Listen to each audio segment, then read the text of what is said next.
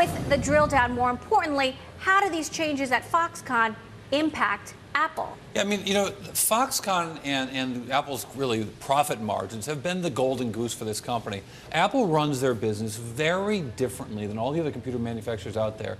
And the use of this Foxconn labor contract manufacturing and the way they do it is so important to this company. You know, we know what the stock price has done over the last year, over the last 5 years, you know, you name the interval, but when you look at the stock, you know, we know it's straight up and to the right. 85% gain in 1 year, that's pretty good.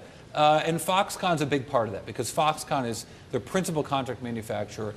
They use a lot of their profits to invest in equipment, to make advanced purchases through Foxconn, to actually acquire the material that will be used or the machines that will be used later by Foxconn to make their products. So the result is they have an entrenched relationship with this manufacturer, and they have benefited from the cheap labor and the cheap manufacturing of this company like no one else in the business. So a lot of other tech companies use Foxconn. A lot of other tech companies have factories in China. How do they compare to the way they run their business? Well, I think that's just it. I mean, you know, that's the big difference here. When you look, you know, we've got Dell reported earnings tonight, Hewlett-Packard's reporting earnings tomorrow. You can look across the landscape of companies that do very similar things and forget all the costs, right? Forget about the legacy costs or how efficiently they run the business or how much they spend in R&D.